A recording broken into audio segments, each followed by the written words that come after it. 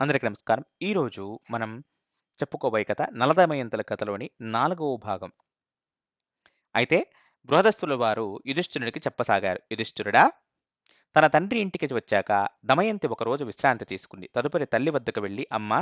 నేను నిజం చెబుతున్నాను విను. నేను నా భర్త లేకపోతే జీవించలేను. నేను జీవించాలి అంటే నా పతిదేవుని అన్వేషించే కార్యక్రమాన్ని ముమ్మరంగా చేపట్టండి అని హృదయం విప్పి చెప్పింది.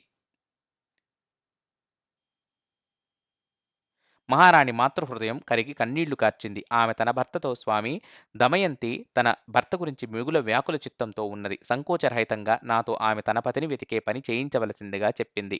అప్పుడు రాజు తన ఆశ్రితులైన బ్రాహ్మణులను పిలిపించాడు. నలుని వెతకవలసిందిగా వారిని ఆదేశించాడు. బ్రాహ్మణులు దమయంతి చెంతకేగి, మేమిప్పుడు నలుడి జాడ వెతుకుటకు వెడుతున్నాము అన్నారు. దమయంతి బ్రాహ్మణులతో, మీరు ఏ దేశానికి వెళ్ళినప్పటికీ అక్కడ మనుష్య సమూహాలను నుద్దేశించి ఈ మాటలు చెప్పండి. నా ప్రియమైన మోసగాడా! నువ్వు నా చీరలోని సగభాగాన్ని ఖండించి పడుకున్న నీ చరణదాసిని వదిలి ఎక్కడకు వెళ్ళావు? నీ చరణదాసి ఇప్పుడు కూడా ఆ దురవస్థలో సగం చీర కట్టుకొని నీ రాకకై ఎదురుచూస్తూ నీ వియోగంలో ఎంతో దుఃఖితురాలై ఉంది. ఈ విధంగా చెబుతూ ఆయన ఎదుట నా పరిస్థితి వర్ణించి చెప్పండి. ఆయన ప్రసన్నుడయ్యే విధంగా మాట్లాడండి. నా మాటలు విని ఆయన మీతో ఏదేని జవాబు చెప్పినేని ఆయన ఏమంటాడో జాగ్రత్తగా విని అతడెవరు, ఎక్కడుంటాడు అని తెలుసుకొని రండి. నా ఆజ్ఞానుసారంగా ఈ మాటలు చెప్పినట్లుగా అతనికి తెలియనివ్వకండి. బ్రాహ్మణ గుణము బ్రాహ్మణ బ్రాహ్మణ గణము దమయంతి ఆజ్ఞానుసారంగా నలుని అన్వేషణకై బయలుదేరింది. చాలా రోజులు అన్వేషించిన తరువాత పర్ణాదుడనే పేరుగల బ్రాహ్మణుడు దమయంతి ఉన్న మందిరానికి వచ్చి, రాజకుమారి, మీ ఆజ్ఞానుసారం బయలుదేరాను. నిషధ నరేంద్రుడు నలుడి జాడ తెలుసుకొనడానికి క్రమంగా అయోధ్య నగరం వెళ్ళాను. అక్కడ నేను ఋతుపర్ణరాజు సభలోకి వెళ్లి నిండు సభలో మీ మాటలు చెప్పాను. అయితే అక్కడ ఎవ్వరూ స్పందించలేదు, జవాబివ్వలేదు. కానీ నేను అక్కడ నుండి వెళ్ళిపోతుంటే బాహుకుడనే పేరుగల సారథి నన్ను ఏకాంతంగా కలిసి కొంచెం చెప్పాడు. ఆ సారథి ఋతుపర్ణరాజు గారి గుర్రములకు శిక్షణ ఇచ్చుచున్నాడు. రుచికరమైన భోజనాదులు తయారు చేస్తున్నాడు. కానీ ఆయన శరీరం కురూపంగా ఉండి పొట్టి చేతులతో ఉన్నాడు. ఆయన పెద్దగా శ్వాస పీల్చుకొని రోదిస్తూ చెప్పాడు కదా! కులీన స్త్రీలు తమకు ఘోర కష్టాలు వాటిల్లినప్పటికీ తమ శీలాన్ని రక్షించుకుంటారు. వారు తామ పాతివ్రత్య బలంతో స్వర్గాన్ని సైతం జయించగలరు. ఎప్పుడైనా ఒకవేళ భర్త విడిచిపెట్టినా కోపగించరు. తమ సదాచారములను రక్షించుకొనెదరు. విడిచిపెట్టిన పురుషుడు ఆపదలో చిక్కిన కారణంగా దుఃఖంతో బాధపడుతున్నప్పుడు ఆయనపై కోపగించడం సముచితము కాదు. పతి తన పత్నిని సరిగా ఆదరించలేదను మాట అంగీకరింతును. కాని అప్పుడతడు భ్రష్టుడై ఆకలిగొన్నవాడై దురాశకు లోనైయుండెను. ఇట్టి దురవస్థలోనున్న అతనిపై కోపగించుట ఉచితము కాదు. ప్రాణరక్షణార్థం ఆయన జీవనోపాధికై వెతుకులాడే సందర్భంలో పక్షులు ఆయన వస్త్రాన్ని ఎత్తుకుపోయాయి. అప్పుడాయన హృదయబాధ సహించరానిది, రాజకుమారి, దమయంతి, ఇప్పుడు నేను చెప్పినవన్నీ బాహుకుడు నాతో చెప్పినవి. నేను వాటిని మీతో చెప్పాను. ఎట్లు సముచితమనుకుంటే ఆ విధంగా చేయవచ్చును. అభ్యంతరం లేకపోతే మహారాజుతో కూడా చెప్పుము. బ్రాహ్మణుడు చెప్పినది ఆమూలాగ్రం విన్న దమయంతికి కళ్ళు అశ్రువులతో నిండిపోయాయి. ఆమె తన తల్లితో ఏకాంత వేళలో, అమ్మా, ఇప్పుడు నేను చెప్పేది నాన్నగారితో చెప్పవద్దు. నేను బ్రాహ్మణుడు సుదేవుని ఈ కార్యక్రమంలో నియమించెదను. సుదేవుడు నన్ను మంచి ముహూర్తంలో ఇక్కడకు చేర్చాడు. అటులే ఇప్పుడు ఇతడొక మంచి ముహూర్తం చూసుకుని అయోధ్యకు వెళ్ళును. అచటనున్న నా పతిదేవుని తీసుకురావడానికి యుక్తితో ప్రయత్నించునుగాక అని మనోగతాన్ని అవగతం చేసింది. తరువాత దమయంతి తనకు బాహుకుని వృత్తాంతాన్ని తీసుకువచ్చిన పర్ణాదుని సగౌరవంగా సత్కరించింది. ఆయనకు కృతజ్ఞతలు చెప్పి వీడుకోలు పలికినది. సుదేవుని పిలిపించి అతనితో ఇట్లు చెప్పినది. దైవస్వరూపుడవైన బ్రాహ్మణుడా, మీరు శీఘ్రంగా అయోధ్య నగరం వెళ్ళండి. ఋతుపర్ణరాజును కలిసి భీముని పుత్రిక దమయంతి తాను మళ్లీ స్వయంవరం ఏర్పాటు చేయించుకుని ఆ స్వయంవరంలో స్వేచ్ఛానుసారంగా పతిని వరించాలని భావిస్తుంది. గొప్ప గొప్ప రాజులు, రాజకుమారులు వెళ్ళుచున్నారు. రేపే స్వయంవరం. ఇందుచేత రేపటికి మీరు ఇక్కడకు చేరుకునేలా వెళ్ళగలిగితేనే వెళ్ళండి. నలుడున్నాడో లేదో ఎవ్వరికీ తెలియదు. అందుచేతనే దమయంతి రెండవ భర్తను రేపటి సూర్యోదయ సమయాన వరించనున్నది అని చెప్పండి. దమయంతి మాటలు విన్నవాడై సుదేవుడు అయోధ్యకు బయలుదేరాడు. ఋతుపర్ణునితో చెప్పవలసినదంతా చెప్పాడు. ఋతుపర్ణుడు సుదేవుని మాటలు వినిన తర్వాత బాహుకుని పిలిచి సుమధుర బాణితో, బాహుగా, రేపు దమయంతి స్వయంవరం. ఒకే ఒక్క రోజులో నేను విదర్భ దేశం చేరాలని భావిస్తున్నాను. కానీ ఇంత త్వరితంగా ఇక్కడికి చేరట సంభవమని నీవు భావించినప్పుడే నేను అచటికి వెళ్ళెదను అన్నాడు. ఋతుపర్ణుని మాటలు విని నలుని హృదయం పగిలినట్లయింది. ఏమిటి? దమయంతి దుఃఖం వల్ల చైతన్యాన్ని కోల్పోయి రెండవ స్వయంవరానికి ఇష్టపడిందా? లేకపోతే ఆమె ఏమిటి? ఆమె స్వభావమేమిటి? ఆమె అటువంటిది కానే కాదు. ఇది సరికాకపోవచ్చు. నేను ఆమెకు లభించడానికి, నా జాడను కనుగొనడానికే ఈ యుక్తి పన్ని ఉంటుంది. ఆమె పతివ్రత, తపస్విని, దీనురాలు. నేనే దుర్బుద్ధితో ఆమెను త్యజించడం ద్వారా చాలా క్రూరంగా ప్రవర్తించాను. తప్పు నాదే. ఆమె ఎప్పుడూ మరొకరిని ఆశించదు. సరే, ఇంతకీ నిజానిజాలు అక్కడికి వెళ్ళాక కాని తెలియవు కదా! అయినా ఋతుపర్ణుని అయోధ్యకు సమయానికి తీసుకువెళ్లడంలో నా స్వార్థము ఉంది కదా అని నలుడు మనస్సులో తర్జన భర్జనలు చేసుకున్నవాడై చేతులు జోడించి ఇట్లనెను. మీ మాటను అనుసరించి నేను పని చేస్తానని ప్రతిజ్ఞ చేస్తూ ఉన్నాను. బాహుకుడు అశ్వశాలకు వెళ్లి శ్రేష్టమైన అశ్వాలను పరీక్షించాడు. ఉత్తమ జాతి అశ్వాలను నాలుగింటిని శీఘ్రంగా పరుగెత్తే వాటిని తీసుకుని వచ్చి రథానికి కట్టాడు. ఋతుపర్ణరాజు రథాన్ని అధిరోహించాడు. ఆకాశంలో పక్షులు ఏ విధంగా ఎగురుతూ ప్రయాణిస్తాయో ఆ విధంగా బాహుకుని రథం కొద్దిసేపటిలోనే నదులను, పర్వతాలను, అరణ్యాలను దాటి ప్రయాణించసాగింది. అత్యంత వేగంగా రథం ప్రయాణిస్తోంది. ఒక ప్రదేశంలో ఋతుపర్ణుని క్రింద శాలువు పడిపోయింది. ఆయన బాహుక రథం ఆపు, వార్ష్ణేయుని దానిని తీసుకుని రమ్మంటానన్నాడు. బాహుకుడన్నాడు కదా, మీ వస్త్రం ఇప్పుడే పడిపోయింది. కానీ మనం ఆ వస్త్రం పడిపోయిన ప్రాంతం దాటి ఒక యోజన దూరం దాటి వచ్చేశాము. ఇప్పుడు వార్ష్ణేయుడు దానిని తీసుకురాలేడన్నాడు. ఇలా మాట్లాడుతున్నప్పటి సమయానికి ఆ రథం ఒక వనంలో ప్రయాణిస్తోంది. ఋతుపర్ణుడు బాహుక, నీవు నా గణిత విద్యా నైపుణ్యాన్ని దర్శించు. ఎదురుగా ఉన్న చెట్టు మీద ఎన్ని ఆకులు, పళ్ళు కనపడుతున్నాయో వానికంటే భూమి మీద పడి ఉన్న ఆకులు 101 రెట్లు అధికంగా ఉన్నాయి. ఈ వృక్షం యొక్క 2 కొమ్మల మరియు రెమ్మల మీద 5,00,00,000 ఆకులు, 2,095 పళ్ళు ఉన్నాయి. లెక్కబెట్టాలని ఉంటే లెక్కబెట్టుకో అన్నాడు. బాహుకుడు రథం ఆపి అన్నాడు కదా, నేను ఈ తాండ్ర వృక్షాన్ని ఖండించి పండ్లను, ఆకులను లెక్కబెట్టాలని నిశ్చయించుకున్నాను. బాహుకుడు ఆ విధంగా లెక్కపెట్టాడు. రాజు చెప్పిన విధంగా వృక్షం యొక్క పత్రాలు, ఫలాలు సరిగ్గా ఉండడం చూసి నలుడు ఆశ్చర్యచకితుడయ్యాడు. బాహుకుడు అన్నాడు, రాజా, మీ గణిత విద్య అద్భుతంగా ఉన్నది. మీరు మీ విద్యను తెలియచెప్పండి. ఋతుపర్ణుడు, గణిత విద్యే కాదు, నాకు పాచికలను వశీకరణ చేసుకునే విద్య కూడా వచ్చును. అందులోనూ నేను నిపుణుడను. బాహుకుడు, అయితే నాకు మీరా విద్య నేర్పితే మీకు నేను అశ్వవిద్య నేర్పుతాను. ఋతుపర్ణునకు తాను విదర్భ దేశానికి సత్వరమే వెళ్ళాలని ఉన్నది. అదే సమయంలో అశ్వవిద్యను నేర్చుకోవాలనే ఆశ కూడా ఉంది. అందువలన నలరాజుకు ఋతుపర్ణుడు పాచికల విద్య నేర్పినాడు. నేర్పి అశ్వవిద్య నీవు నాకు తరువాత నేర్పుదువు గాని. నేనడిగినప్పుడు నేర్పడానికి ఈ విద్యను నీ వద్ద ధరావత్తుగా పెట్టుకోమన్నాడు. నలమహారాజు పాచికల విద్య నేర్చుకునేటప్పుడు కర్కోటక సర్పము యొక్క తీవ్ర విషాన్ని వెలిగ్రక్కుతూ నలుని శరీరం నుండి కలి బయటకు వచ్చేశాడు. కలిని చూసేటప్పటికి నలుడు ఆగ్రహోదగ్రుడై పోయాడు. అంతేకాదు కలికి శాపాన్నిద్దామని తలంచాడు కూడా. కలి బయటకు రాగానే 2 చేతులను జోడించి భయకంపితుడవుతూ తమ కోపాన్ని శాంతింపజేయండి.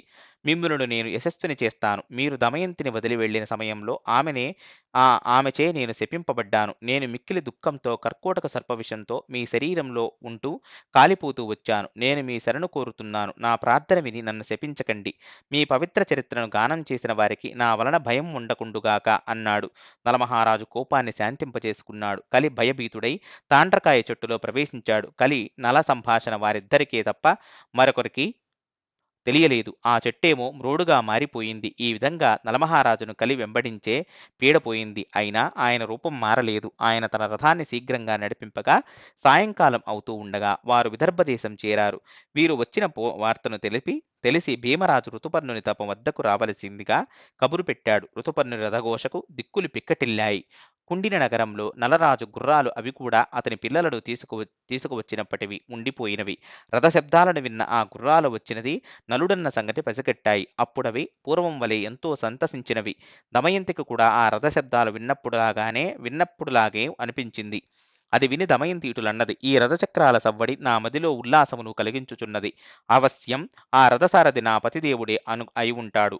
ఆయన నేడు నా వద్దకు చేరకపోతే నేను జ్వలించే అగ్నిలో దూకుతాను. నేను సరదాగా నవ్వులాటగా కూడా ఆయనతో అసత్యమాడినట్లుగా, ఆయనకు ఏదేని అపకారం తలపెట్టినట్లుగా, ప్రతినభూని తప్పినట్లుగా జ్ఞప్తికి రావడం లేదు. ఆయన శక్తిమంతుడు, క్షమాసహితుడు, వీరుడు, దాత, ఏకపత్నీవ్రతుడు. ఆయన వియోగంలో నా హృదయం పగిలిపోతుంది. ఈ విధంగా అనుకుని దమయంతి భవనం భవనం కప్పు దగ్గర నిలబడి రథంలో వచ్చిన వారిని సారథిని రథం నుంచి దిగడం చూడసాగింది. బృహదస్థులు చెబుతున్నారు, యుధిష్ఠిరుడా, విదర్భ నరేంద్రుడైన భీముడు అయోధ్య నరేంద్రుడైన ఋతుపర్ణునికి చక్కని స్వాగత సత్కారాలు చేయించాడు. ఆయనకు చక్కని విడిదిని ఏర్పాటు చేయించాడు. ఋతుపర్ణునికి స్వయంవరపు ఏర్పాట్లేమీ కనిపించలేదు. నా పుత్రిక స్వయంవరం కొరకై ఋతుపర్ణుడు వచ్చాడని భీమునికి తెలియనే తెలియదు. కుశల ప్రశ్నల పిదప భీముడు ఋతుపర్ణునితో మీరు ఏం పని మీద ఇలా వచ్చారు అని అడిగాడు. స్వయంవర సంరంభాలు ఏమాత్రము కనిపించకపోవడం వల్ల ఏమీ లేదు. నేను మిమ్మల్ని చూచి నమస్కరించి వెడదామని వచ్చానన్నాడు. భీముడు 100 యోజనాల దూరం ప్రయాణం చేసి కేవలం నన్ను చూడడానికని వస్తాడా? సరేలే, ముందు ముందు సంగతి ఏమిటో తెలుస్తుంది కదా అనుకున్నాడు. భీముడు ఘన సత్కారాలు చేసి ఋతుపర్ణుని తన వద్దనే నిలిపి ఉంచాడు. బాహుకుడు కూడా వార్ష్ణేయునితో అశ్వశాలలోనే ఉండిపోయాడు. అశ్వసేవలలో లగ్నమైపోయాడు. దమయంతి రథసవ్వడిని బట్టి కలత చెంది ఇట్లు ఆలోచించసాగింది. చూస్తే నా పతిదేవుని రథంలాగేనే అనిపించుచున్నది. కాని ఎక్కడా ఆయన దర్శనమే కాలేదేమిటి అనుకున్నది. ఒకవేళ వార్ష్ణేయుడు నలుని వద్ద రథగమన విద్యను నేర్చుకునుట వలన అతని రథం వలనే అనిపించిందేమో, లేదా ఋతుపర్ణునకు కూడా ఈ విద్య తెలిసి ఉండవచ్చును కదా అని పరిపరి విధాలుగా భావించి దమయంతి తన దాసిని పిలిపించి ఇట్లు చెప్పింది. కేసిని, నువ్వు వెళ్ళి ఆ కురూపి పురుషుడెవ్వరో కనుక్కొనిరా. బహుశా ఆయనే నా పతిదేవుడేమో. నేను బ్రాహ్మణుల ద్వారా ఏ సందేశవాక్యాలు పంపినానో అవే సందేశవాక్యాలు ఆ కురూప పురుషుని వద్ద చెప్పి ఆయన ప్రత్యుత్తరమును విని నాతో చెప్పవలసినదని పంపించింది. కేసిని వెళ్ళి బాహుకునితో మాట్లాడింది. తమ రాజు వచ్చిన కారణమును చెబుతూ బాహుకుడు అశ్వవిద్యలో పాకశాస్త్రంలో తనకు గల ప్రావీణ్యమును గూర్చి పరిచయం చేశాడు.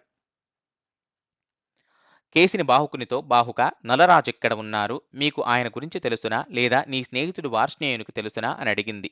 బాహుకుడు కేసిని, వార్ష్ణేయుడు రాజుకు నలుని పిల్లలను ఇక్కడ వదిలి వెళ్ళినాడు. నలుడుకు సంబంధించిన సంగతులేమీ తెలియవు. నలుడి రూపం ప్రస్తుతం మారిపోయింది. ఆయన అజ్ఞాతంగా ఉంటున్నాడు.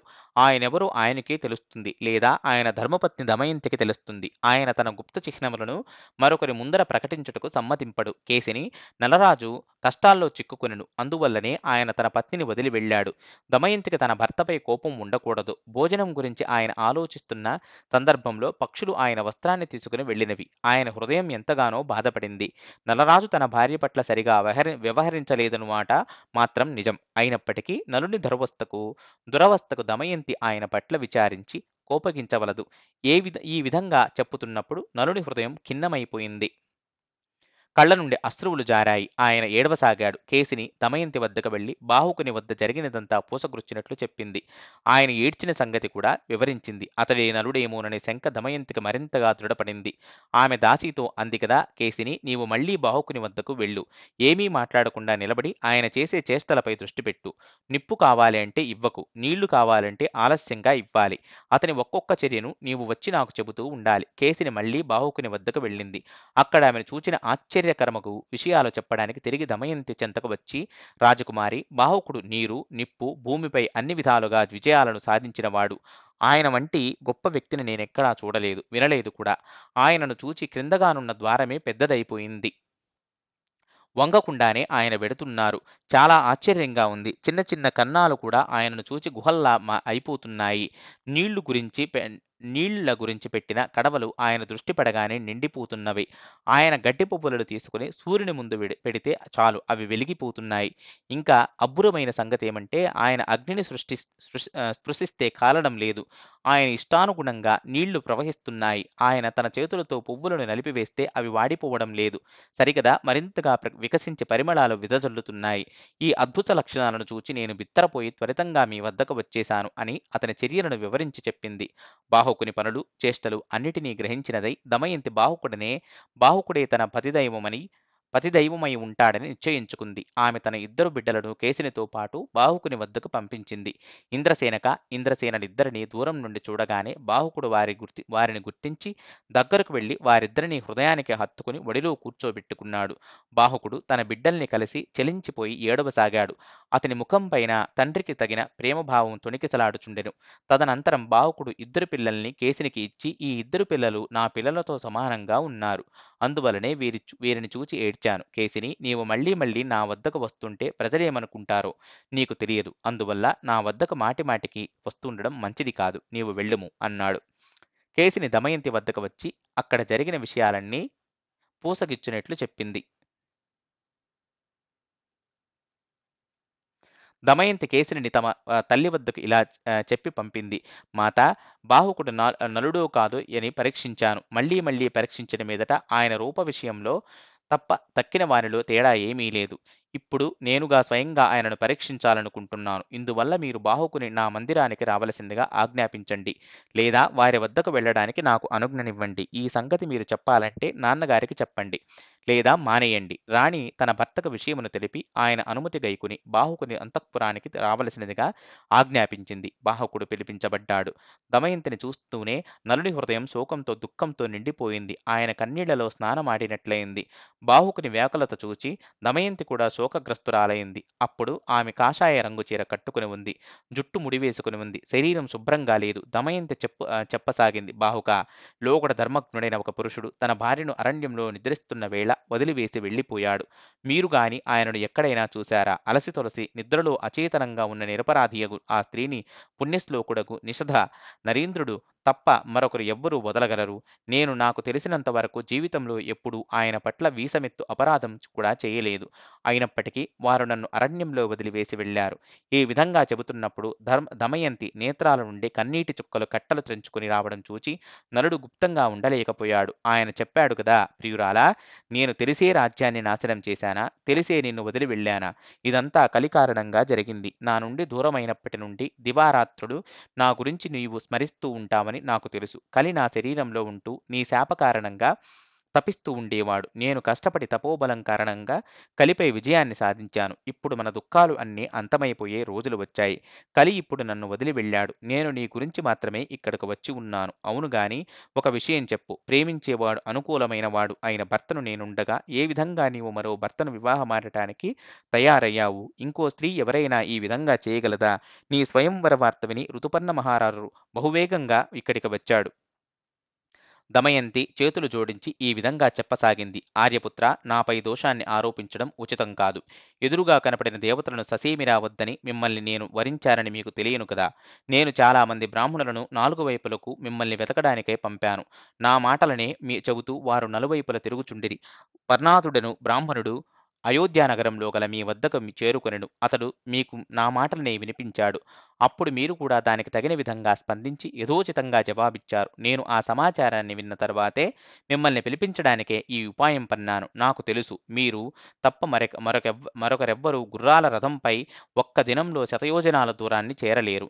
నేను మీ పాదాలను తాకుతూ శబదపూర్వకంగా చెబుతున్నాను. సత్యమే చెబుతున్నాను.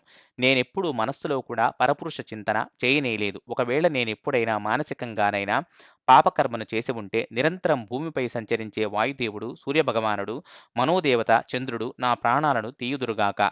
ఈ చెప్పిన ముగ్గురు దేవతలు సకల భూమండలంపై సంచరిస్తూ ఉంటారు కదా, వారు సత్యాన్నే ప్రకటిస్తారు. ఒకవేళ నేను పాపినైతే నన్ను వదిలేయండి. ఆ సమయానికి వాయుదేవుడు అంతరిక్షంలో నుండి, రాజా, దమయంతి ఏ పాపము చేయలేదని సత్యప్రమాణంగా వచించుచున్నాను.